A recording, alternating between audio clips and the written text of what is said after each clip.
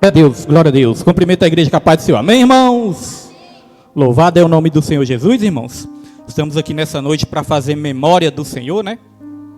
E desde já eu já convido os irmãos para abrirem em Mateus capítulo 17.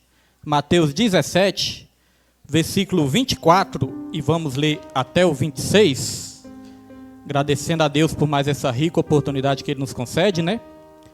Dei um trabalhinho aqui para os jovens para eles me acompanhar. No ensaio sai tudo certinho, mas quando é ao vivo, a gente fica mais nervoso, né? Mateus capítulo 17, versículo 24, irmãos. Mateus 17, 24. Glória a Jesus. Irmãos, hoje Santa Ceia do Senhor, e me veio algo na memória, né, nesse dia de hoje. Eu lembro que a última vez que eu ministrei no domingo, também foi no culto de Santa Ceia, né? E neste domingo que eu tinha ministrado no culto de Santa Ceia, aí minha filha estava me lembrando de algo ontem. Nesse domingo que eu tinha ministrado, foi o domingo que 4 vidas anunciaram sua saída da igreja, né? Neste mesmo domingo, 4 vidas anunciaram sua saída da igreja.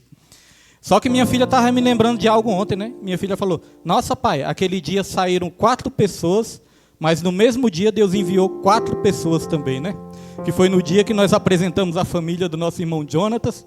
Então, irmãos, isso aí nos ensina uma coisa: Deus não deixa a obra dele desamparada, né, irmãos? Deus sempre vai estar levantando guerreiros aí para nos ajudar em nome de Jesus. Os irmãos acharam Mateus capítulo... Não é 17 não, irmãos, falei errado, 16. Só volta um capítulo aí. Mateus 16, versículo 24 ao 26. Agora eu vou pedir que a igreja fique bem focada, né? Preste bastante atenção no que Deus vai falar com todos nós. É uma breve palavra, porque hoje tem a Santa Ceia do Senhor para nós ministrarmos também, né? Então a palavra de Deus nos diz essa noite: então Jesus disse aos seus discípulos: se alguém quiser acompanhar-me, ou se alguém quiser vir após mim, né, em algumas traduções, se alguém quiser acompanhar-me, negue-se a si mesmo, tome a sua cruz e siga-me. Pois quem quiser salvar a sua vida, a perderá. Mas quem perder a sua vida por minha causa, a encontrará. Pois que adianta ao homem ganhar o mundo inteiro e perder a sua alma? Ou o que o homem poderá dar em troca da sua alma? Amém? Só até aí os irmãos podem se sentar em nome de Jesus Cristo de Nazaré nessa noite, irmãos. Eu sou muito grato a Deus, irmãos. Muito grato a Deus, porque outrora nós estávamos aí perdidos nos nossos delitos e nos nossos pecados. Mas uma hora Deus ele chegou para mim e para você também. E ele falou isso: quer vir após mim? Quer me acompanhar? Então negue-se a si mesmo, tome a sua cruz e me siga. Esse é um convite que Deus faz, né? E uma coisa que eu observo é que esse convite tem algumas coisas para nos ensinar, e nós vamos aprender nessa noite. Hoje eu quero falar sobre 3 passos para a salvação. Esse versículo, principalmente o versículo 24 e o 25, nos ensina isso: 3 passos para a salvação. A primeira coisa que me chama a atenção nesse versículo, irmãos, que este convite não é uma obrigação, né? Jesus ele não estava ali obrigando os discípulos a seguir ele. Jesus não estava ali amarrando uma corda no pescoço dos discípulos e puxando eles, não, né? Jesus estava fazendo um convite, falou: quem quiser, aquele que quiser. E na obra do Senhor, irmão, é assim. A obra do Senhor é para aquele que quiser, né? Ninguém pode considerar como uma obrigação, ninguém pode considerar como um fardo, como um peso, não. Este é um convite. É um convite para a salvação. Porque com Deus é assim. Ser abençoado é para quem quer. Ser liberto é para quem quer. Ser curado é para quem quer ser transformado. E ser salvo é para quem quer. Por isso que a Bíblia diz também: quem quiser vir, venha e beba de graça da água da vida.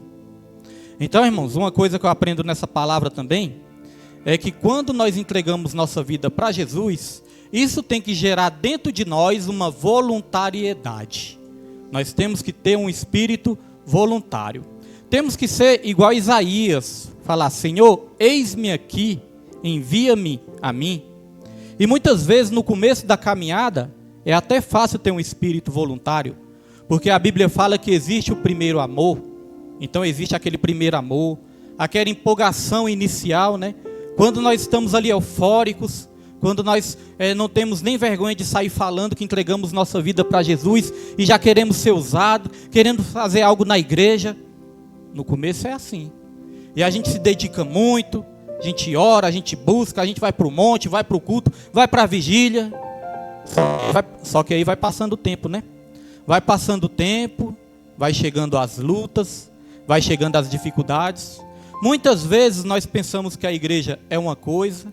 Quando nós começamos ali a conviver, nós vemos que a igreja não é bem aquilo que nós imaginávamos, que nós pensávamos.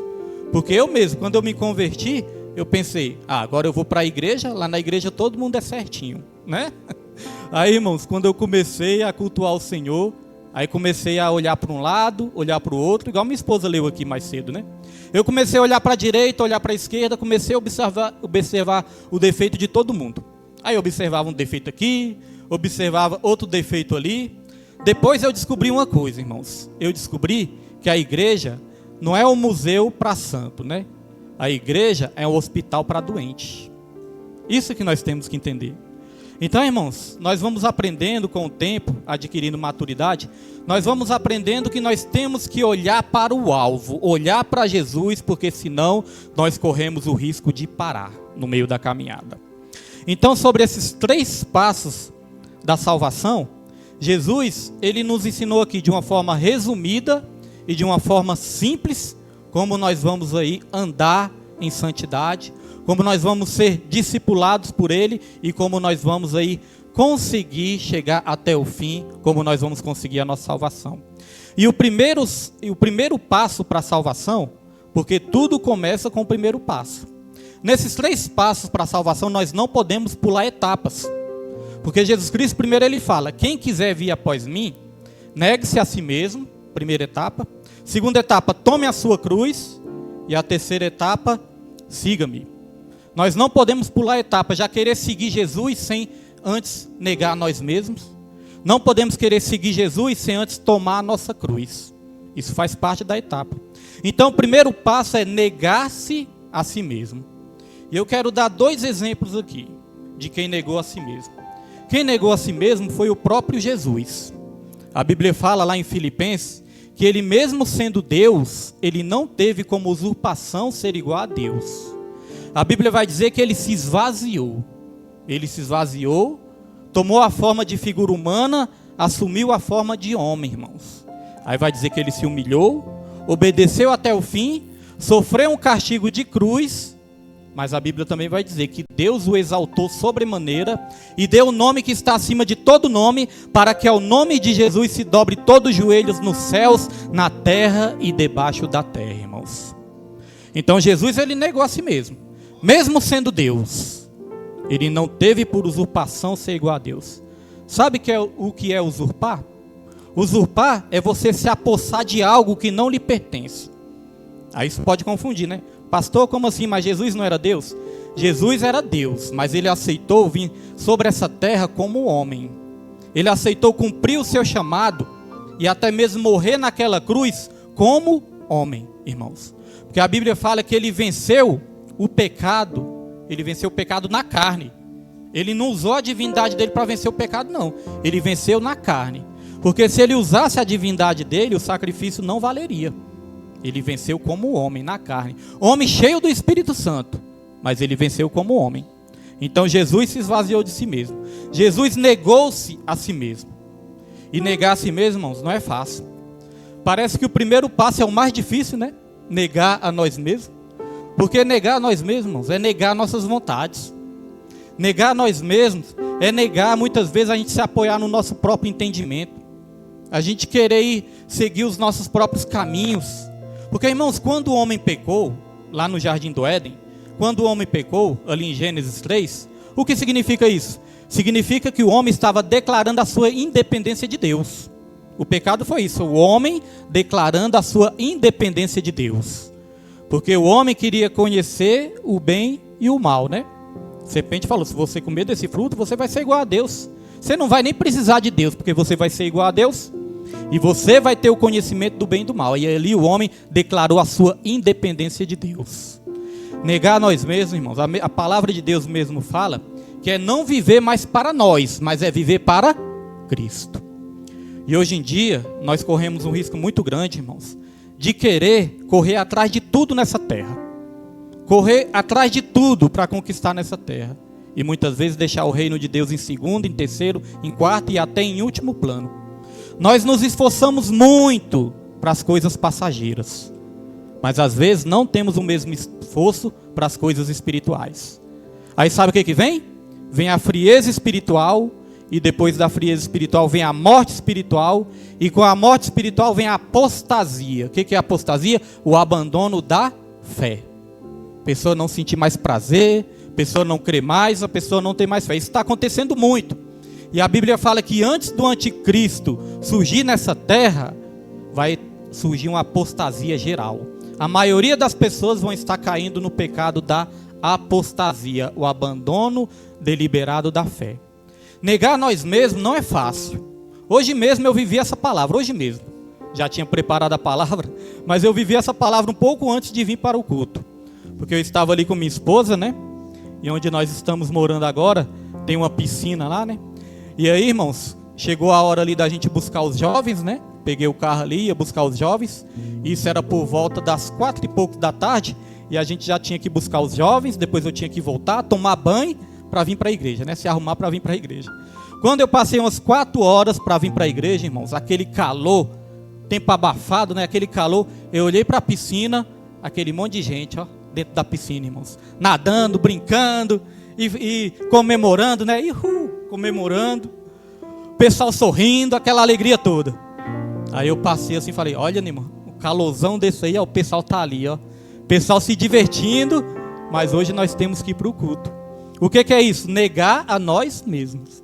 Negar a nossa vontade, irmãos, para fazer a vontade do Senhor. Aí eu me lembrei daqueles salmos, né? Salmo 73, onde diz ali que o Asaf sentiu inveja do ímpio. Asaf olhou para a vida do ímpio e falou, por que a vida do ímpio é assim? Por que a vida do ímpio, por que o ímpio prospera? Por que o ímpio está sempre aí alegre, se divertindo, comemorando? E eu tenho que estar aqui na luta. E eu tenho que estar aqui buscando a Deus. Eu tenho que estar aqui passando por provação. Por que a vida do ímpio é assim? É isso que acontece quando a gente olha para a grama do vizinho, né? Porque parece que a grama do vizinho sempre é mais verdinha do que a nossa. Aí Asaf olhou para a vida do ímpio. E ele vai dizer, ó, os meus pés quase escorregaram, porque eu comecei a olhar para a vida do ímpio. E muitas vezes, eu creio que isso pode acontecer com o cristão também. Às vezes o cristão está vindo para a igreja, aí olha para uma casa, aquela casa está fazendo churrasco. Um monte de gente se divertindo, um monte de gente comemorando. Aí o cristão olha para o boteco, está o boteco lotado. Aquelas pessoas que parece que tem aquela alegria, mas nós sabemos que é uma alegria ilusória, né? Aí muitas vezes o cristão tem que vir para a igreja, aí o amigo do cristão ou a amiga da cristã está indo para uma festa. Aí essa amiga pergunta, está indo para onde? Aí você fala, estou indo para a igreja. E esse amigo ainda fala, pois eu estou indo para uma festa comemorar, né?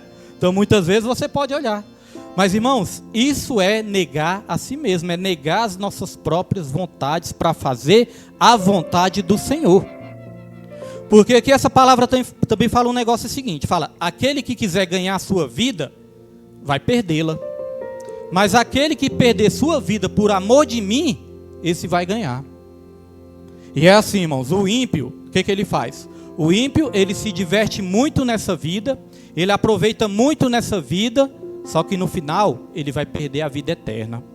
O cristão não, o cristão ele batalha, ele luta, ele passa por provação, ele se sacrifica para fazer a obra de Deus, mas no final ele vai ter a vida eterna. Então quem quiser ganhar essa vida passageira terrena, vai perder a vida eterna. Mas quem abrir mão dessa vida passageira e terrena, irmãos, vai garantir a glória do Senhor para sempre na sua vida, irmãos. Morar com Deus para sempre. Então o que eu quero dizer com essa ministração nessa noite de hoje é que vale a pena abrir mão de todos os prazeres mundanos. Muitas vezes chega o horário de vir para o culto, aí você pode olhar para o seu sofá, Muitas vezes você pode olhar para a sua televisão, aí você pensa, nossa, mas ia ser tão bom se eu pudesse ficar em casa descansando, assistindo televisão, né? Certa vez Jesus Cristo ele falou uma coisa interessante com o jovem rico. Jesus Cristo ele chegou para o jovem rico e o jovem rico falou, mestre, bom mestre, o que eu devo fazer para herdar a vida eterna? Aí Jesus falou, por que me chama bom? Bom é só o Pai que está nos céus, né? Aí Jesus falou, cumpra os mandamentos, guarde os mandamentos. Aí o jovem rico falou, mas eu já tenho guardado, já tenho obedecido pai e mãe, já tenho feito isso, feito aquilo. Aí Jesus Cristo falou, ainda te falta alguma coisa. Porque, irmão, sempre nos falta alguma coisa. Aí Jesus falou, pegue todas as suas riquezas, venda, né, todas as suas riquezas, propriedades, dê aos pobres e siga-me. Aí os irmãos podem pensar, pastor William, então é pecado ser rico? Não, o problema ali não era que ele era rico.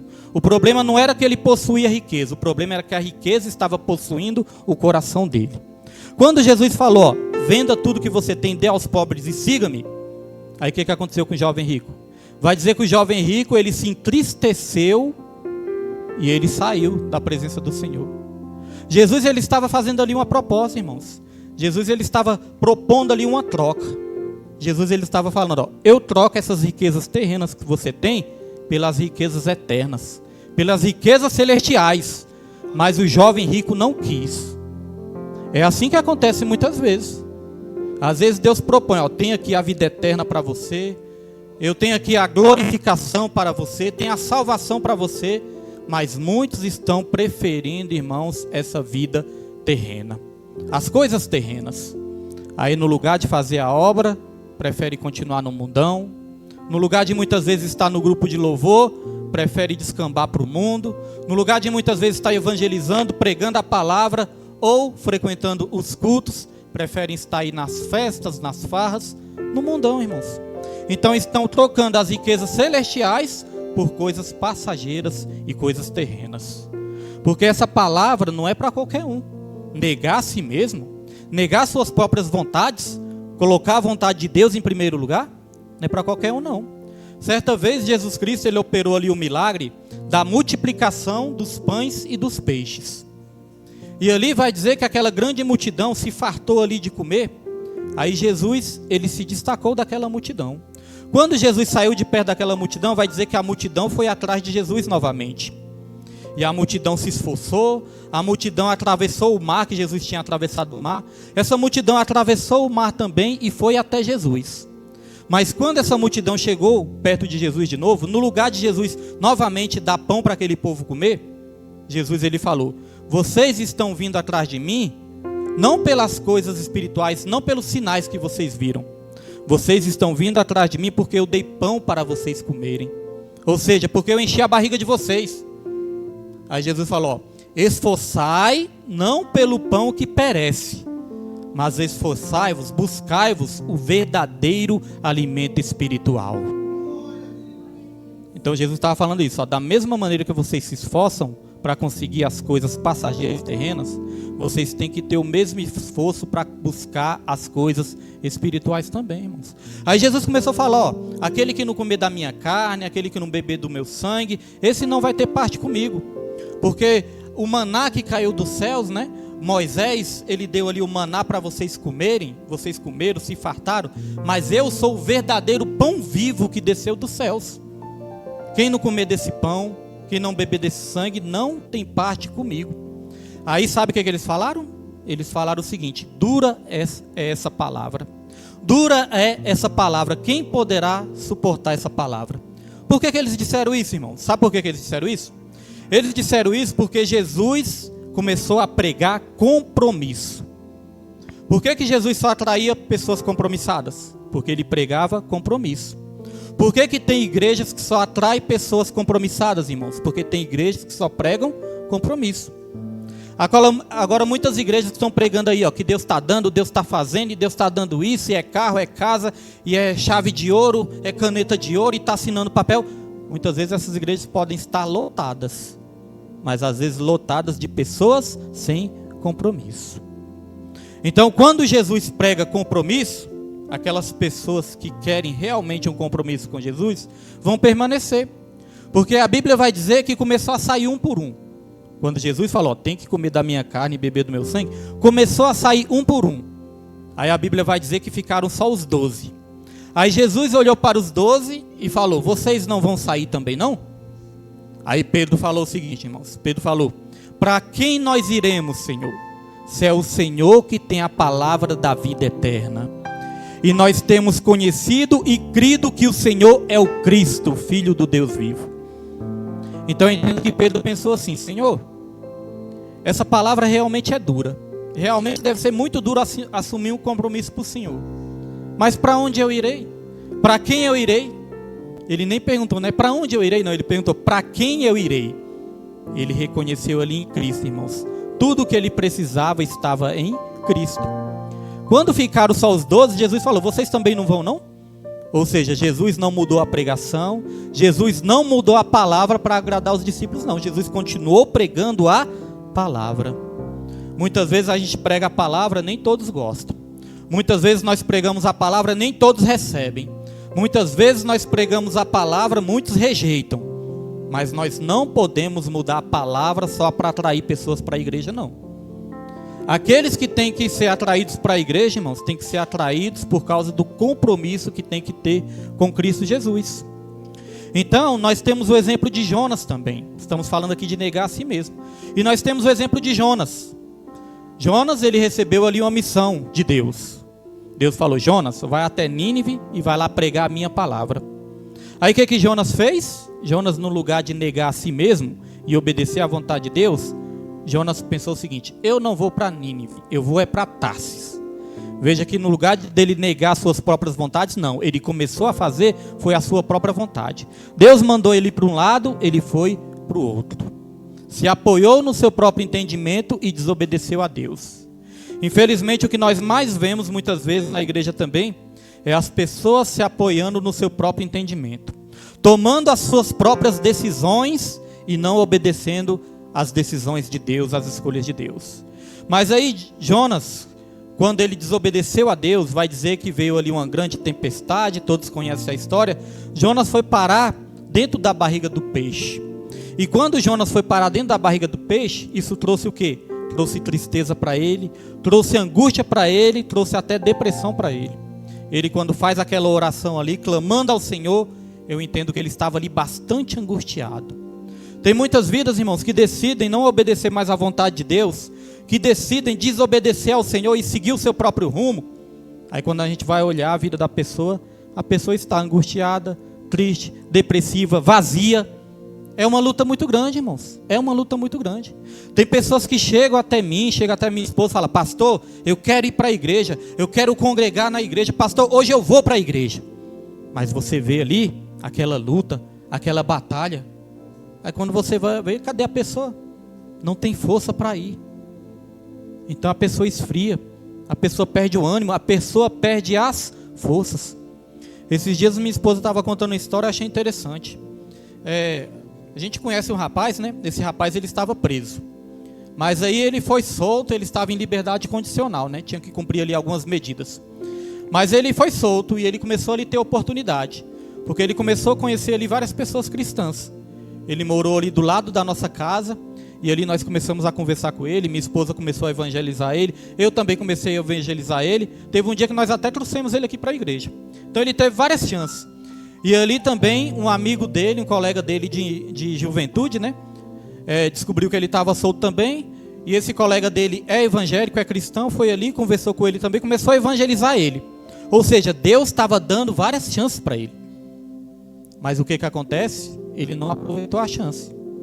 Aí eu fiquei sabendo que agora, um dia desses aí, ele brigou com a namorada, agrediu a namorada, irmãos, e acabou sendo preso de novo. Então tá vendo que Deus dá chance. Deus, ele dá oportunidade, dá chance, mas quando a pessoa não quer, a pessoa volta para o mesmo lugar onde o Satanás tinha levado ela, irmãos. Depois a namorada foi lá, uma confusão doida, né? Tirou a queixa ali. Mas Deus, ele já deixou outro aviso para ele ali, que se ele não buscar os caminhos do Senhor, ele vai voltar para o monturo, né? Para a maldição da onde ele estava. Então, irmãos, vale a pena buscar o Senhor, porque nessa vida nós podemos sofrer. Mas a Bíblia fala que as aflições do tempo presente não se comparam com a glória que há de ser revelada, irmãos. Vale a pena sofrer por Cristo. Agora nós temos que renunciar ao nosso eu. A questão do eu é algo muito sério. A gente percebe muito isso. A gente aconselha, é assim, é assim. Não, pastor, eu acho que é assim. Eu entendo que é diferente. Eu isso, eu aquilo, eu não concordo com o Senhor. É a questão do eu. Irmãos, por causa do eu, Satanás, nós sabemos que Satanás, que era chamado de Lúcifer, querumbi ungido, nós sabemos que Satanás ele caiu por causa do eu. Você sabia disso? Que Satanás ele caiu por causa do eu? Quero trazer aqui para os irmãos, os 5 ex que derrubaram Satanás. Os 5 ex que derrubaram Satanás. Isaías 14, versículo 13 ao 15. Pedro vai colocar aqui, os irmãos podem acompanhar aqui mesmo. Olha só, irmãos, os 5 ex que derrubaram Satanás. Aqui está falando de Lúcifer, essa passagem. E diz assim, você que dizia no seu coração, dizia onde, irmãos? No seu coração. Ou seja, no seu próprio entendimento. Você dizia no seu coração, subirei aos céus, erguerei o meu trono acima das estrelas de Deus. Pode passar, Pedro. Eu me assentarei no monte da Assembleia, no ponto mais elevado do Monte Santo. Só até aí que eu pedi, Pedro? Até o 15, né? Pode passar. Subirei mais alto que as mais altas nuvens, serei como o Altíssimo. Pode deixar aí, Pedro, depois você passa o resto. Volta para o versículo 12, Pedro. Versículo 12, né? Versículo 13, perdão, volta para o 13. Olha, irmãos, conte comigo aqui, Você que dizia no seu coração, olha, subirei aos céus, erguerei. Então só aqui nós temos, subirei, erguerei. Pode passar, Pedro. Assentarei. Pode passar, Pedro. Subirei de novo, né? E serei. Os 5 ex que derrubaram Satanás. Então era como se Satanás estivesse falando assim, eu subirei, eu erguerei, eu serei, eu farei, eu isso, eu aquilo, eu. É o problema do eu. É o problema de não negar-se a si mesmo. E quando nós não negamos a nós mesmos, sabe o que acontece? Passa para o 15, Pedro. Versículo 15. Olha, mas às profundezas do Sheol você será levado, irá ao fundo do abismo. Então, irmãos, quando nós renunciamos o nosso eu para fazer a vontade de Deus, Deus nos leva para a glória. Mas quando nós deixamos o nosso eu controlar a nossa vida, aí o nosso destino é ir para as profundezas, irmãos. É isso que a palavra de Deus nos ensina. É ir para o caminho errado, é perder a salvação. Então, primeiro passo, negar-se a si mesmo. Tudo aquilo que nós não controlamos, irmãos, vai nos controlar. Então, muitas vezes, nós sentimos fraqueza, não é isso? Tudo aquilo que nós não vencemos, vai nos vencer também. Às vezes nós não sentimos fraqueza espiritual. O pastor sente fraqueza espiritual muitas vezes. Mas se a gente não vencer a fraqueza vai nos vencer. Às vezes a gente não sente frieza, mas se a gente não vencer a frieza vai nos vencer. Às vezes nós vemos, irmãos, muitas vezes as pessoas não têm mais prazer de estar na casa do Senhor, não tem prazer de ouvir uma palavra, não tem prazer de fazer a obra do Senhor. É aquela luta, é a mente bloqueada, é tudo para travar a pessoa, para a pessoa não ter mais prazer na palavra. Uma das coisas que eu peço sempre para Deus, eu falo, Senhor, me dê cada vez mais prazer em ouvir a Tua palavra, prazer em ouvir uma pregação, prazer em ouvir um estudo bíblico, prazer em ouvir uma pregação lá na igreja, Senhor, me dê cada vez mais prazer. Porque, irmãos, pode ser o pregador mais famoso que tem, ou aquele irmãozinho, aquela irmãzinha mais simples, irmão. Se a pessoa tiver prazer na palavra, a pessoa vai sentir Deus falando no coração dela. Vai sentir, irmãos, porque não é o pregador, é aquilo que vem do Espírito Santo do Senhor. Muitos estão perdendo prazer na palavra do Senhor. Então, meus irmãos, o primeiro passo é negar-se a si mesmo. E a questão de fraqueza, da gente estar fraco, uma coisa que eu estava pensando lá em casa. Nós não precisamos ser forte para buscar a Deus. Nós precisamos é ser fraco mesmo, sabe por quê? Porque é na nossa fraqueza que o poder de Deus se aperfeiçoa.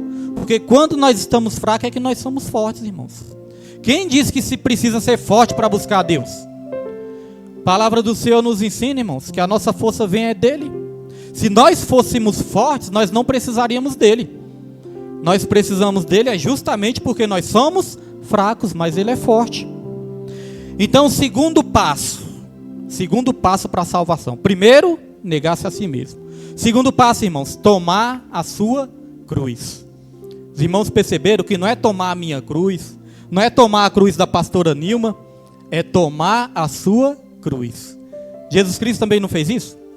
Jesus Cristo não tomou a cruz dele ali, irmãos, e foi até o Gólgota ser crucificado? Jesus, quando tomou a cruz dele ali, ele estava cansado, ele estava machucado, ele estava ferido, e eu entendo que ele estava triste também, angustiado.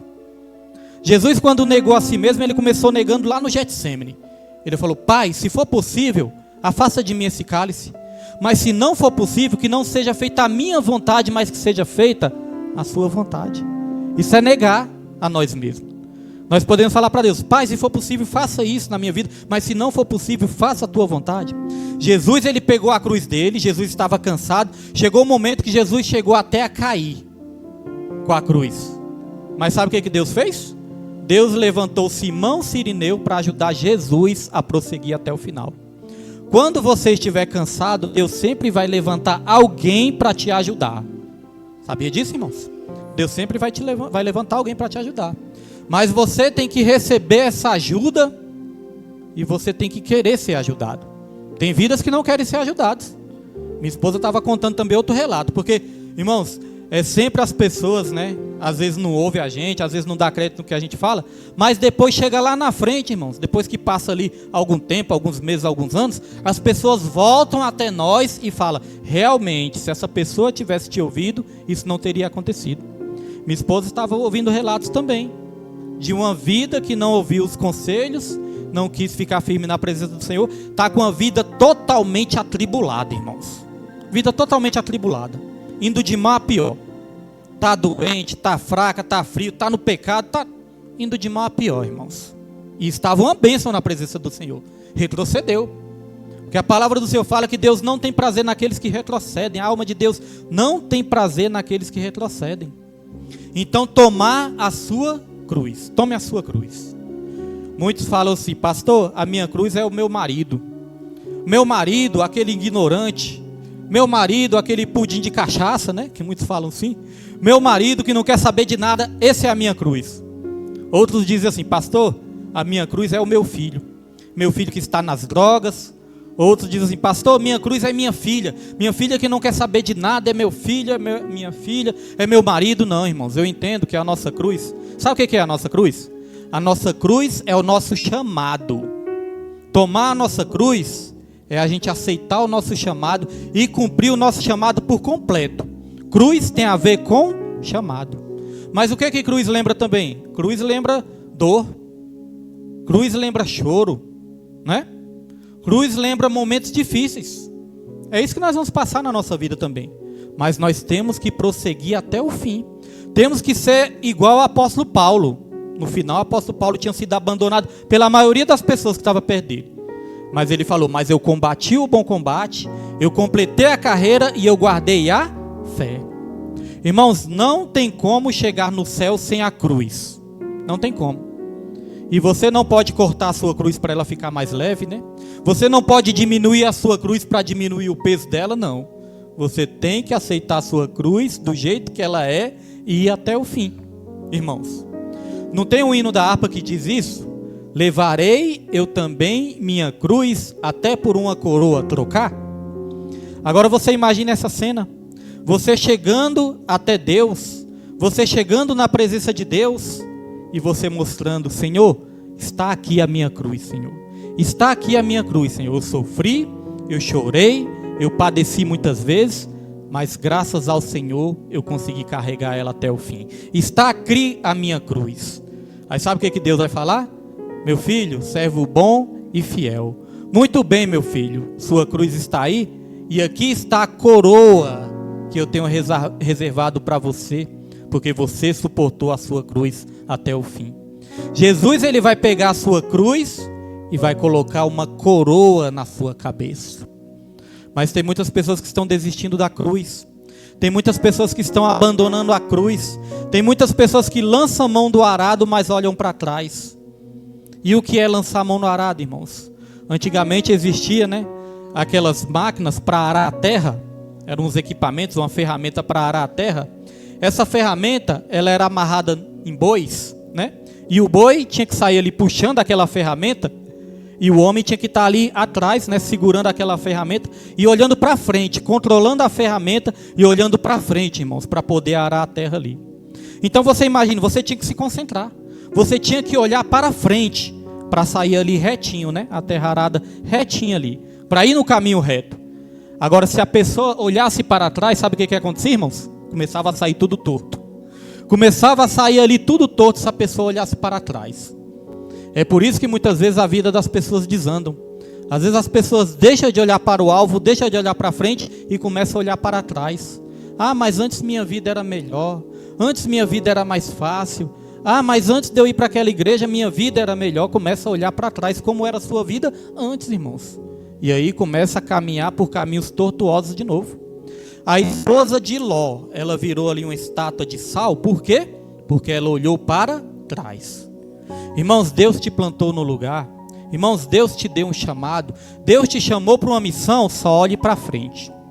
Como foi lido aqui, nós não podemos olhar nem para os lados, porque quando nós olhamos para os lados, nós começamos a observar os defeitos uns dos outros.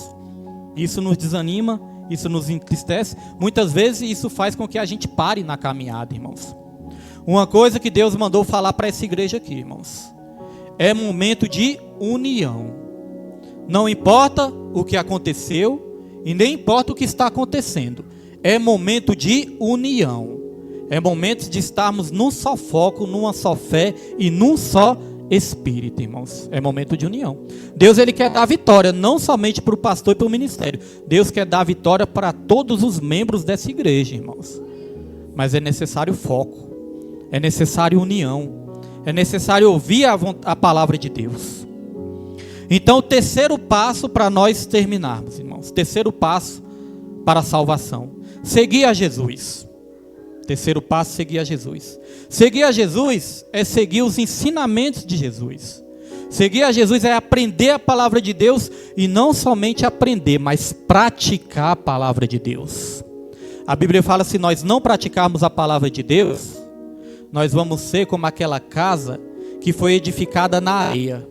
Vai vir um vento, vai vir a tempestade e aquela casa vai cair. Por quê?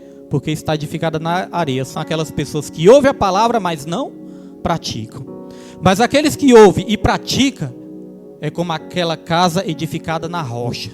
Pode vir vento, pode vir tempestade, pode vir problemas, mas aquela casa vai permanecer de pé. Eu profetizo, irmãos, que os irmãos que estão passando lutas aqui nesse ministério, vai continuar de pé, porque a sua casa está edificada na rocha, irmãos. Esse ministério a gente procura trazer a palavra.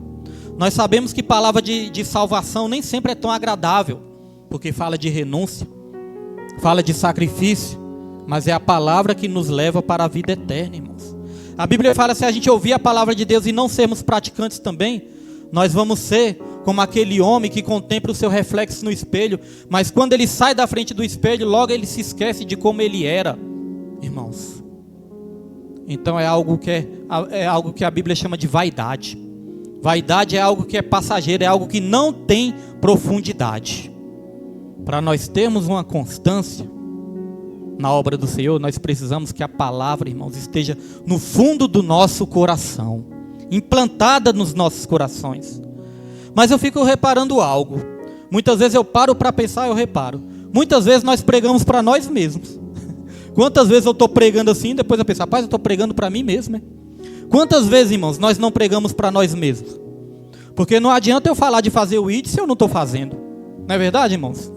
Não adianta eu falar de santidade se eu estiver tocando o horror na rua. Quando eu sair da igreja, estou tocando o horror. Não adianta nada. Então estou falando de santidade, mas estou pregando para mim mesmo. Não é verdade? Então não adianta eu falar de ser colaborador da obra, ajudante da obra, se eu mesmo não ajudo. Vai adiantar o quê? Então muitas vezes nós pregamos para nós mesmos. E aí eu me lembro do apóstolo Paulo. O apóstolo Paulo, ele dizia o seguinte: eu esmurro meu corpo todos os dias e o reduzo à servidão, para que pregando aos outros, eu mesmo não venha a ser reprovado. Não adianta só a gente pregar para os outros, irmãos. Se a gente não praticar a palavra que nós estamos pregando, nós mesmos vamos ser reprovados. Podemos até ganhar outras vidas, mas nós mesmos podemos perder a nossa vida. Então, às vezes, nós vemos isso acontecendo também. A pessoa é pregador, pula, relampeia, sapateia, mas quando vai ver a vida, irmãos, a vida está toda torta. Isso é falta de temor ao Senhor. E a Bíblia diz um negócio interessante também. Essa passagem aqui diz um negócio interessante. De que adianta o homem ganhar o mundo inteiro, mas perder a sua alma. Nós pregamos aqui numa quinta-feira dessa aí, nós pregamos sobre essa questão de como a nossa vida passa rápido, né? Nossa vida voa, irmãos. Nossa vida passa muito rápido. Então a Bíblia ensina que nós temos que aproveitar da melhor maneira a nossa vida. Porque a nossa vida voa. E a melhor maneira de aproveitar bem a nossa vida é cumprindo com o nosso propósito. É cumprindo com o chamado de Deus nas nossas vidas, irmãos. Porque se a gente não cumprir o propósito de Deus, além da gente não conseguir prosseguir até o fim, nós vamos perder a nossa salvação, irmãos. Nós fomos chamados para um propósito. E nós temos que prosseguir até o fim. Então, às vezes, irmãos, não adianta a gente se esforçar tanto nessa terra, mas não querer nada com a obra do Senhor. Não adianta nada, nós vamos ganhar muitas coisas nessa terra, mas vamos perder o principal, que é a nossa vida eterna, irmãos. Então que nós possamos valorizar, em primeiro lugar, como diz a palavra, buscar em primeiro lugar o reino de Deus e a sua justiça, e as demais coisas nos serão acrescentadas. Irmãos, a Bíblia fala que os mortos, eles não adoram a Deus. Se a gente deixar a morte espiritual tomar de conta das nossas vidas, irmãos, nós temos que examinar nós mesmos. Se a gente não sente mais o fervor, se a gente não sente mais o prazer, se a gente não sente mais a alegria, a vontade de estar na casa do Senhor, fazer a obra, adorar o Senhor, não adianta a gente sair procurando defeito nos outros ou em lugares, não. Nós temos que procurar o que está errado é dentro de nós. Porque o avivamento não vem de fora. O avivamento, ele vem de dentro, irmãos. E a pessoa avivada, ela vai negar a si mesma. Hoje o pastor William ficou doido para tomar o banho de piscina, ó, irmão Jonas. Doido para tomar o banho de piscina no calor que estava. Falei, não, vou ter que negar a mim mesmo. Vou ter que tomar a minha cruz, que é o meu chamado, né? E vou ter que seguir a Jesus. Mas vale a pena, irmãos. Vale a pena. Porque no final você vai ter a coroa de vida eterna, irmãos. No final, todas as lágrimas serão enxugadas, todas as dores vão passar, todas as tribulações vão sumir, e só vai ser gozo e alegria até o fim, irmãos. Até o fim não, que não vai ter fim. Então o ímpio se diverte muito neste mundo, mas no final ele vai chorar. O crente muitas vezes passa muita provação neste mundo, mas no final ele vai se alegrar, irmãos. Asaf estava olhando para o ímpio e falou, nossa, a vida do ímpio parece que é melhor do que a minha. Mas a Bíblia vai dizer que quando ele foi na presença do Senhor, quando ele foi no altar do Senhor, aí ele viu qual era o fim do ímpio. Que o fim do ímpio é o que, irmãos? Falando aqui claramente, o fim do ímpio é o inferno. Aí quando Asaf viu que o fim do ímpio era o inferno, ele falou, opa, peraí, eu pensando que a vida do ímpio é melhor do que a minha vida é melhor do que a dele, porque eu tenho Deus na minha vida e eu tenho a promessa da vida eterna, irmãos. Irmãos, não importa a luta, não importa a provação, não importa a dor, não importa nem o desânimo. Deus vai te dar força para vencer tudo isso, irmãos. Vai te dar força para você suportar até o fim, perseverar até o fim, irmãos. Eu creio nisso e eu profetizo nisso nessa igreja, irmãos. E quem crê pode aplaudir o nome do Senhor nessa noite, irmãos. A nossa oração nessa noite é essa, que a gente possa negar a nós mesmos, que a gente possa tomar a nossa cruz e seguir os ensinamentos de Jesus, irmãos.